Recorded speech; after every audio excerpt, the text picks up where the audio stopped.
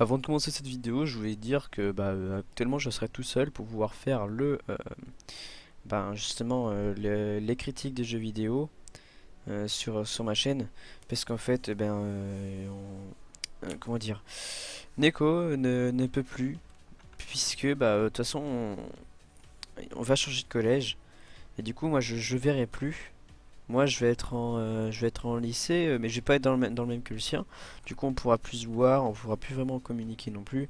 Et du coup ça va être difficile pour nous de pouvoir faire justement les points de contrôle ensemble. Donc du coup actuellement je serai seul sur ma chaîne à continuer à le faire. Donc voilà, j'espère que vous comprendrez. Voilà, donc merci à vous et bonne vidéo.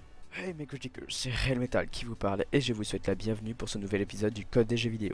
Dans celui-ci, je vais vous parler d'un thème dont je suis vraiment extrêmement attaché, c'est le thème des MMORPG ou MMORPG.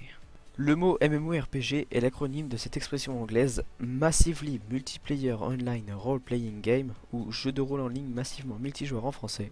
Bon, ils font vraiment tout à l'envers les anglais, hein. Un MMORPG se distingue par le fait que ce jeu se déroule dans un univers en monde ouvert et où le monde est généralement prédéfini. Dans le sens prédéfini, je parle du terrain qui ne peut pas être changé, par exemple comme dans Minecraft, où le monde est généré aléatoirement. Je sais que ce jeu ne fait pas partie des MMORPG, mais de jeux de type bac à sable, seulement on en reviendra dans un autre épisode. Les MEPORG peuvent aussi être associés à des MMOG, pour jeux en ligne massivement multijoueurs, par le fait qu'il peut contenir des combats PvP et ainsi promouvoir un panel plus important de possibilités.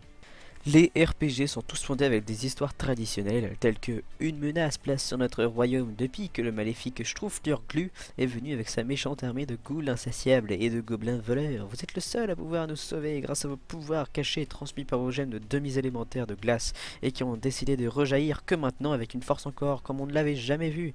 Vite, aidez-nous à sauver le terre de Stakavunklaguf.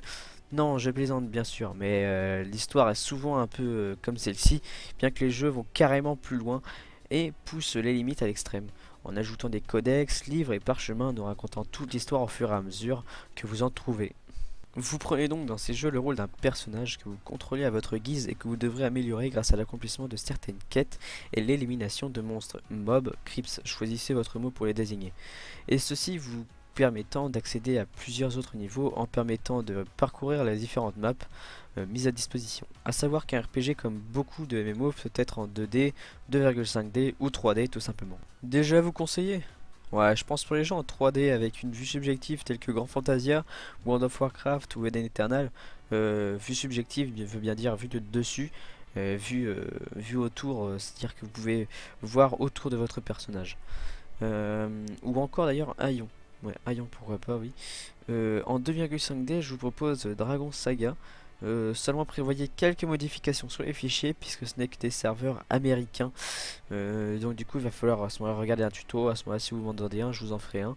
Je pourrais toujours vous en faire un. Voilà. Voilà, c'est tout pour cette semaine. J'espère que vous aurez apprécié et compris ce que c'est un MMORPG. Et je vous donne rendez-vous mercredi prochain pour un autre CJV hebdomadaire. C'était Real Metal. Tchuss.